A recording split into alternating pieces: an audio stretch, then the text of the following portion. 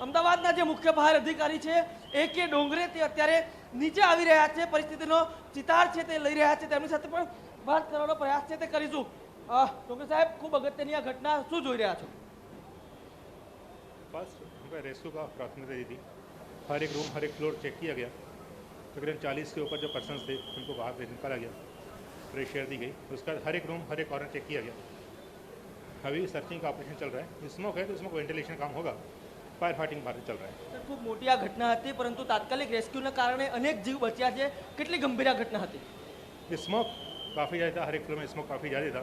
तो जो person trap थे आप एक बार उनसे पूछ सकते हैं, बट ठीक है, इंजरी किसी को कुछ नहीं हुआ, सब लोग सेफ है और रेस्क्यू हो चुका है। सर, अभी कोई फंसा हुआ है ऊपर? नहीं, एज ऑफ नाउ सब निकल चुके हैं।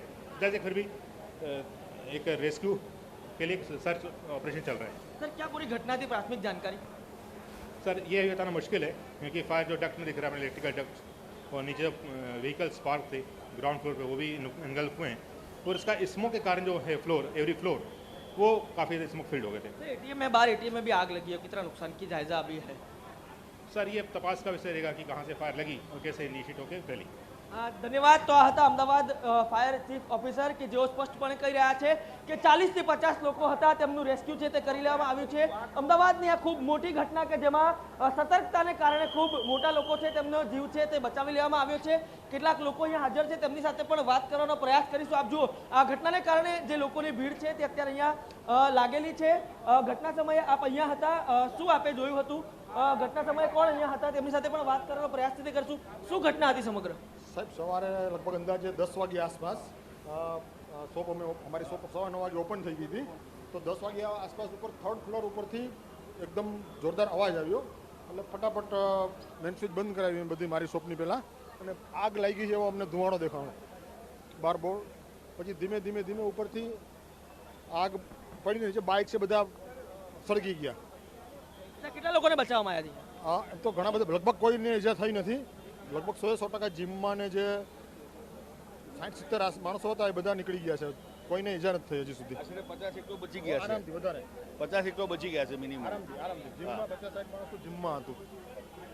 જેટલા લોકો છે તે જીમમાં હતા, તેમને બચાવી લેવામાં 140 એટલી છે। તો એસીના જનરેટર સ્લો રાખો અને બહુ ફાસ્ટ ના ચલાવો, આ ગરમીના કારણે એસીનો ઉપર આગ લાગે એવું લાગે।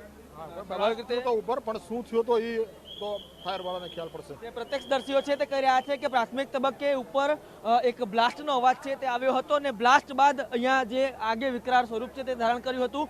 જીમમાં જે લોકો આવ્યા હતા, જેમના વાહનો નીચે પાર્ક હતા, તે વાહનોમાં આગ લાગવાને કારણે પણ વિકરાળ સ્વરૂપ છે તે ધારણ કર્યું હતું। આપ દ્રશ્ય જુઓ, અનેક જે ફાયર ફાઇટર છે તે અહીંયા પહોંચ્યા છે। ઉપરથી જે સુપર લેડર છે, જે અત્યાધુનિક ફાયર વિભાગ છે તેને બનાવે છે, તે તમામ સાધનો છે તે અહીંયા લઈ દેવામાં આવ્યા છે।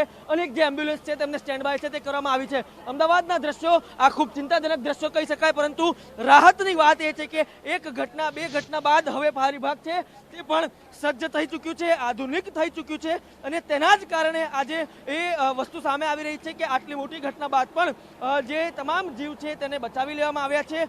સામાન્ય ઈજાઓ પણ કોઈને થઈ નથી। આ તમામ બાબતો વચ્ચે અમે આપને એક ચિતાર બતાવવાનો પણ પ્રયાસ કરીશું કે ફાયર વિભાગ એ કેટલું અગત્યનું છે।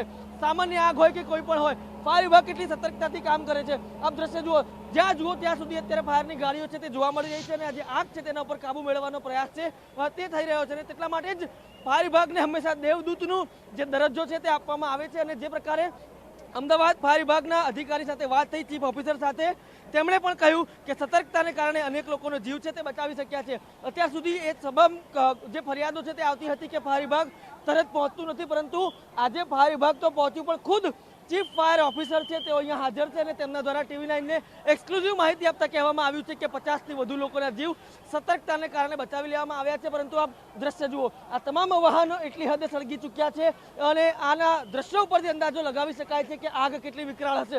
બીજી તરફ આજે એટીએમ આપ જોઈ રહ્યા છો, તે એટીએમની અંદર પણ ફાયર વિભાગના જવાનો પ્રવેશી ચૂક્યા છે, અને જે કોઈ પણ પ્રકારે જીવ અંદર છે કે કેમ એ તમામ બાબતોની ખાતરી કરીને અત્યારે જે તમામ સુરક્ષાના પગલાં છે તે લઈ રહ્યા છે।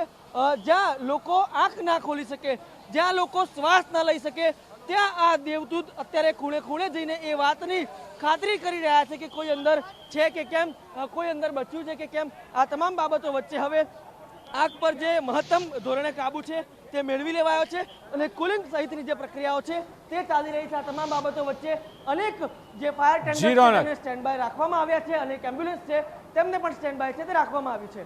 જી રોનક, બિલકુલ. તો જે સ્થિતિ છે અત્યારે અમારા સંવાદદાતા બતાવી રહ્યા હતા કે સારી વાત એ છે કે કોઈ જાનહાની થઈ નથી, પરંતુ આગના કારણે ઇમારતને ખૂબ મોટું નુકસાન પહોંચ્યું છે અને ઇમારતની બહાર પણ જે વાહનો પાર્ક કરેલા હતા તે મોટેભાગે જીમ જે લોકો ગયા હતા તેમના હતા, કારણ કે સવારે એટલી બધી દુકાનો ખુલી નહોતી. એ વાહનો પણ બળીને ખાખ થઈ ગયા છે.